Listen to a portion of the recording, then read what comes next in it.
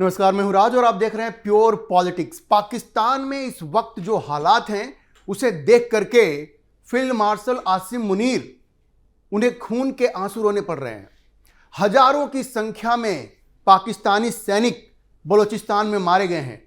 जैसा मैंने आपको पहले भी बताया, ठीक ठीक नंबर पता नहीं चल रहा है, लेकिन हर रोज वहां सैकड़ों हजारों की संख्या में पाकिस्तानी सैनिक मारे जा रहे हैं। अब जो नए आंकड़े बता रहे हैं वो ये कह रहे हैं कि 2000 से ज्यादा, कहीं तो 2500 भी कहा जा रहा है। इतनी बड़ी संख्या में पाकिस्तानी सैनिक बलूचिस्तान में मारे जा रहे हैं। बहुत सारे, सैकड़ों की संख्या में पाकिस्तानी सैनिकों को बलूचिस्तान की जो वहां की आर्मी है, बलूचिस्तान की आर्मी से मतलब है वहां के जो फ्रीडम फाइटर्स हैं, जो आज़ादी की लड़ाई लड़ रहे हैं, जो अपने आप को बलोच लिबरेशन आर्मी कहते हैं, बीएलए कहते हैं, उन लोगों ने सैकड़ों की संख्या में पाकिस्तान के सैनिकों को बंधक बना लिया है। और आसिम मुनीर, उनको यह समझ में नहीं आ रहा है कि अब वो क्या करें।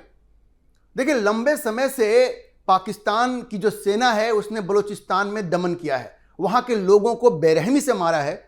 यहां तक कि पाकिस्तान के एयरफोर्स ने भी उनके ऊपर आक्रमण किया, बम बरसाया उनके ऊपर। पाकिस्तान शायद दुनिया का वाहिद ऐसा देश होगा जो कि अपने ही लोगों पर बम बरसाता है। और बलूचिस्तान में जिस तरह की प्रतिक्रिया हो रही है और जिस तरह से पाकिस्तानी सैनिकों को खदेड़ खदेड़ कर मारा जा रहा है, उससे देख करके आसिम मुनीर, उनके खून के आंसू निकल रहे हैं। सैकड़ों की संख्या में पाकिस्तानी सैनिक बंधक हो गए हैं, हजारों की संख्या में वो मारे जा रहे हैं और बलूचिस्तान से पाकिस्तानी सैनिक भाग रहे हैं। उनको ऐसा लग रहा है कि वहां उनको बचाने वाला कोई नहीं है। सोचिए क्या स्थिति हो गई है। अपने ही देश में पाकिस्तानी सैनिकों को खदेड़ खदेड़ के मारा जा रहा है और आसिम मुनीर की अब इतनी हिम्मत भी नहीं है कि वो उनको ये कह सकें कि तुम वहीं रुके रहो, क्योंकि बलूचिस्तान में पाकिस्तानी आर्मी की अब चल नहीं रही है। और देखिए, ये जो बलूचिस्तान के लोग हैं वो पाकिस्तान के कब्जे से इस कदर ऊब गए हैं कि अब वो अपनी जान देने को उतारू हैं। वहां पे जो माजिद ब्रिगेड है बीएलए का, जो एक तरह से आत्मघाती दस्ता है, उसने 2 महिलाओं के फोटो जारी किए हैं, 2 महिलाओं की तस्वीर जारी की है और यह दिखाया है कि कैसे उन्होंने अपने आप को बम से उड़ा लिया, लेकिन पाकिस्तानी सैनिकों को मजा चखाया और सैकड़ों की संख्या में उनकी हत्या हुई। तो बलूचिस्तान के लोग अब मरने से नहीं डर रहे हैं। उनका कहना है कि ये जो पाकिस्तान का अवैध कब्जा है बलूचिस्तान के ऊपर, वो हर हाल में खत्म होना चाहिए और उसके लिए जो भी कीमत उनको चुकानी पड़ेगी वो चुकाएंगे। और इसीलिए आप ये समझिए कि पिछले 1 दशक में ये सबसे बड़ा रिवोल्ट है। बिल्कुल बीएलए ने यह फैसला कर लिया है कि इस बार आर या पार की लड़ाई होगी। पाकिस्तान के सैनिकों को बलूचिस्तान से वो भगाकर ही दम लेंगे। और जिस तरह की हालत पाकिस्तान की होती जा रही है, आपके पास कभी भी कोई भी बड़ी खबर आ सकती है। सबसे बड़ी समस्या क्या है कि पाकिस्तान वहां पे क्या कुछ हो रहा है लोगों को बता नहीं रहा है। कोई ट्रांसपेरेंसी नहीं है, कोई खबर नहीं है, बिल्कुल ब्लैकआउट कर दिया है और इसलिए लोगों को पता नहीं चल पा रहा है कि भाई वास्तव में वहां हो क्या रहा है। अब जैसा मैंने आपको कहा कि बलूचिस्तान लिबरेशन आर्मी जो है वो बिल्कुल उसके हौसले बुलंद हैं और वो अभी क्या कर रहे हैं, वो उन सारे लोगों की तस्वीरें जारी कर रहे हैं। अब देखिए, 2 महिलाओं की जो तस्वीर बीएलए ने जारी की है उसमें एक 24 साल की आसिफा मेंगल है और उसने लगभग 50 पाकिस्तानी सैनिकों को मारा है। वो सुसाइड बॉम्बर थी, उसने अपने आप को उड़ा लिया और 50 पाकिस्तानी सैनिक उसमें मारे गए। अब ये जो बीएलए का कहना है कि जो मेंगल थी, जो आत्मघाती दस्ते की हिस्सा थी, जिसने अपने आप को उड़ा लिया लेकिन पाकिस्तानी सैनिकों को, 50 पाकिस्तानी सैनिकों को मारा है, वो मोहम्मद इस्माइल की बेटी थी और नुशकी बलूचिस्तान में जो इलाका है वहां की रहने वाली थी। 2 अक्टूबर 2002 को उसका जन्म हुआ था, मतलब महज 24 साल की वो थी। और बीएलए की मजीद ब्रिगेड को उसने अपने 21वें जन्मदिन पे शामिल किया था। सोचिए कितना आक्रोश है वहां के लोगों के मन में। वो फिदाई बनने को तैयार हैं, अपने आप को मारने को तैयार हैं, लेकिन उनका कहना है कि हर हाल में हमें इस पाकिस्तानी कब्जे से मुक्ति चाहिए जी। और मरने से पहले उसने ये कहा कि भाई, ये जो महिला थी 24 साल की जो बच्ची थी, उसने कहा कि हमें हर हाल में अपने आप को ये बताना है, ये एहसास करवाना है कि हमें पाकिस्तान से आज़ादी चाहिए। बलोच नेशन को जिंदा होना है, बलोच नेशन को, बलोच राष्ट्र को यह समझना है कि हमें पाकिस्तान से आज़ादी चाहिए और इसके लिए जो भी कुर्बानी होगी वो देंगे। तो आप समझिए किस तरह का जज्बा बलोचिस्तान के लोगों में है, और यह जज्बा पाकिस्तान के ऊपर बहुत भारी पड़ रहा है। वहां की आर्मी को यह समझ में नहीं आ रहा है कि अब हम क्या करें, क्योंकि वहां की महिलाएं, अब देखिए ये 23-24 साल की महिलाएं हैं, ये खुल के सामने आ रही हैं और कह रही हैं हमें अपनी जान की परवाह नहीं है, लेकिन इन पाकिस्तानियों को हम छोड़ेंगे नहीं। महिलाओं का ये जज्बा है, तो आप सोचिए वहां की जो पूरी आबादी है, जो पूरा कौम है, उसके ऊपर क्या बीत रहा होगा। और जो दूसरी महिला है उसका नाम सामने आ रहा है, वो है हवा बलोच।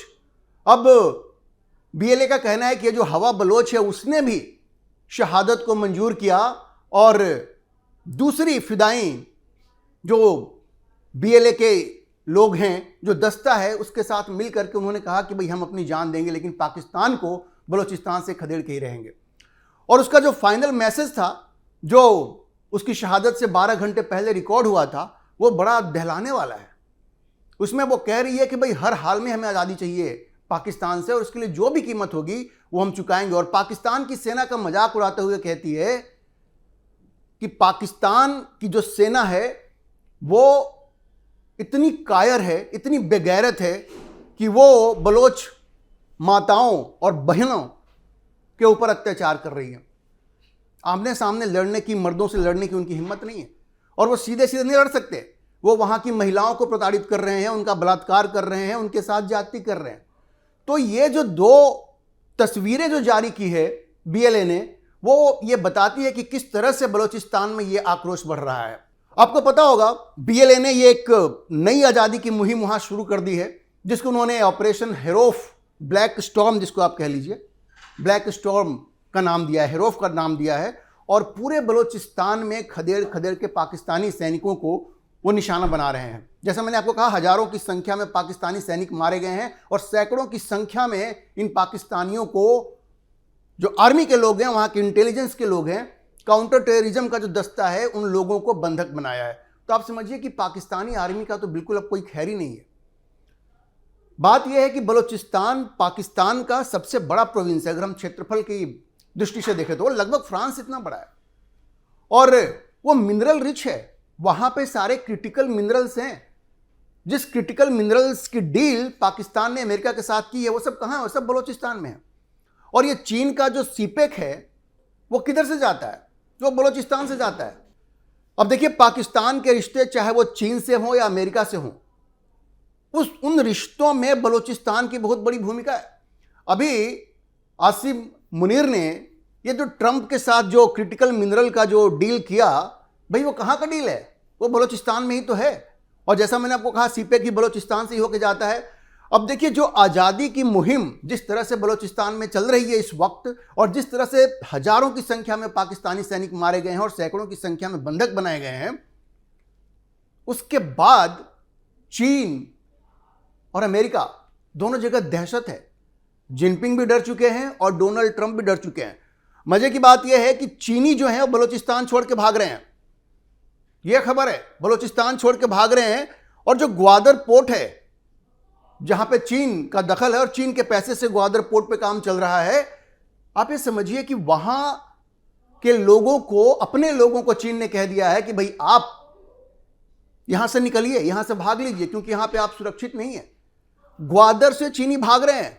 सोचिए कितना इंपॉर्टेंट पोर्ट है वो, कितना इंपॉर्टेंट पोर्ट है। लेकिन बलोच जो लड़ाके हैं, ये जो बीएलए के जो लोग हैं, उनकी दबिश ऐसी है, वो इस तरह से हमला कर रहे हैं कि ये बड़े परेशान हैं, बहुत परेशान है।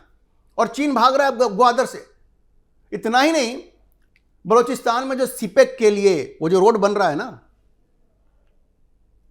चीन का जो वो रोड बन रहा है सीपेक का, जो कनेक्ट करता है ग्वादर को, चीन को कनेक्ट करता है ग्वादर पोर्ट से, वो सड़क कहां से जाती है? तो बलोचिस्तान से होकर जाती है। तो वहां जो चीनी कर्मी काम कर रहे हैं, उनको भी वो वापस बुला रहे हैं। चीन इतना डर गया है, जिनपिंग इतने डर गए हैं बलोच लड़ाकों की हिम्मत को देख करके, इस आक्रमण को देख करके, कि चीन अपने लोगों को वापस बुला रहा है। सोचिए, बिल्कुल अफरा तफरी है। अब खबर यह आ रही है कि ग्वादर में मौजूद सभी चीनी इंजीनियर और जो तकनीकी कर्मचारी हैं, उनको स्पेशल फ्लाइट से विशेष उड़ानों के जरिए बाहर निकाला गया है। आप समझ रहे हैं। और इसके अलावा जो ऑन ग्राउंड प्रोजेक्ट्स हैं बलूचिस्तान में, जो भी सीपेक से रिलेटेड हैं, वो सब पूरी तरह ठप हो गए हैं। मतलब बलूचिस्तानियों ने क्या किया है, बलोचों ने, कि चीन की तो हेकड़ी निकाल दी है कि भाई ज़मीन हमारी, मिनरल हमारा, सड़क हमारी, और तुम आकर के मालिक बनोगे। तो पाकिस्तान बहुत मुश्किल में है। चीन के साथ जो उसका मुआहदा है वो पूरा नहीं कर पा रहे हैं आसिम मुनीर, और चीनी बड़े नाराज हैं। अच्छा देखिए, इस बारे में जब चीनी अधिकारियों से पूछा गया, वहाँ जो दूतावास है चीन का, कि भाई क्या आप सीपेक से बाहर निकल रहे हैं क्या, या ग्वादर पोर्ट पे जो आपका इन्वेस्टमेंट है उससे बाहर निकल रहे हैं क्या, तो पहले तो वो साफ साफ कुछ बोल नहीं रहे। अभी तो उन्होंने कहा कि नहीं नहीं ऐसा कुछ नहीं है, लेकिन साफ ये भी कह दिया उन्होंने कि भाई जब तक हालात सामान्य नहीं होंगे तो इन लोगों को फिर से बुलाया नहीं जाएगा।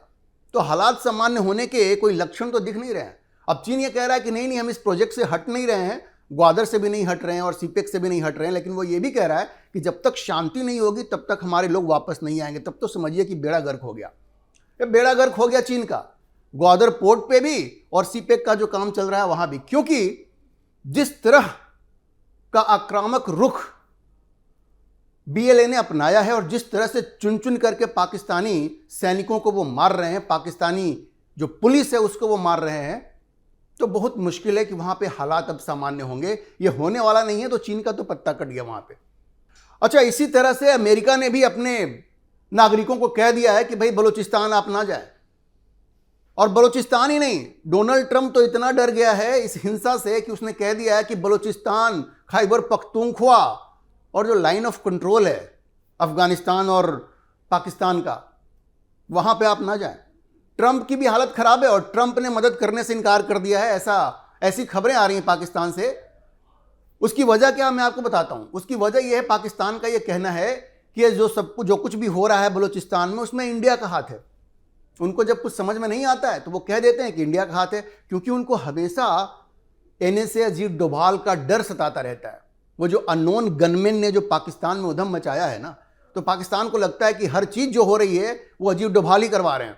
तो उन्होंने सीधे सीधे भारत को ब्लेम कर दिया। लेकिन भारत के जो विदेश मंत्रालय है उसने स्पष्ट कहा कि भाई इसमें हमारा कोई हाथ नहीं है और ये आपका मसला है। अगर आप अपने लोगों को दबाएंगे तो उसकी कीमत तो चुकानी पड़ेगी। और देखिए, हिंसा बलूचिस्तान में इस कदर हो रही है कि जो पाकिस्तान के जो प्रशंसक हैं, अब एक एनालिस्ट हैं, आपने नाम सुना होगा माइकल कुजलमैन, वो हमेशा पाकिस्तान की प्रशंसा करते रहते हैं, लेकिन वो भी अब ये कह रहे हैं कि भाई पाकिस्तान जिस तरह से भारत को बदनाम कर रहा है, कह रहा भारत का हाथ है इसमें, तो प्रमाण दो। वो प्रमाण मांग रहे हैं माइकल कुजलमैन। अच्छा, साथ में माइकल कुजलमैन ने यह भी कहा है कि अमेरिका और वैसे देश जो क्रिटिकल मिनरल के लिए पाकिस्तान के साथ समझौता कर रहे हैं, उनको अब सोचना पड़ेगा कि समझौते का क्या मतलब है।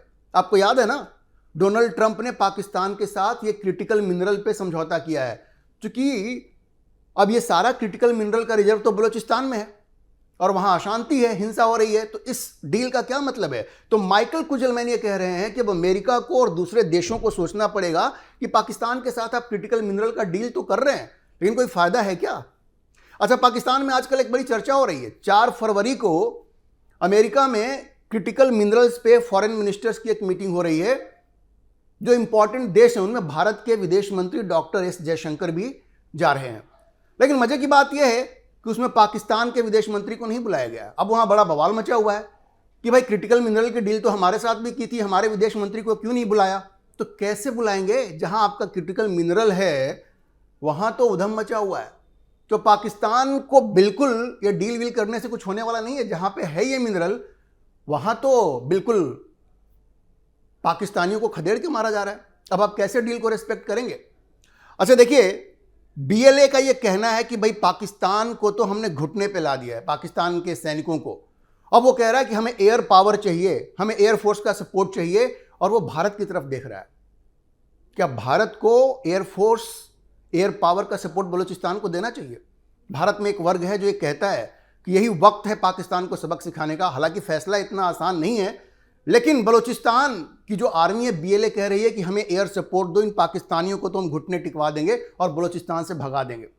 अब मैं आपको याद दिला दूं कि 2016 में इंडिपेंडेंस डे की अपनी स्पीच में, स्वतंत्रता दिवस की स्पीच में, प्रधानमंत्री नरेंद्र मोदी ने बलूचिस्तान की पहली बार चर्चा की थी। भारत के किसी प्रधानमंत्री ने पहली बार बलोच फ्रीडम स्ट्रगल की चर्चा की थी, बलूचिस्तान में जो स्वतंत्रता आंदोलन चल रहा है उसकी चर्चा की थी।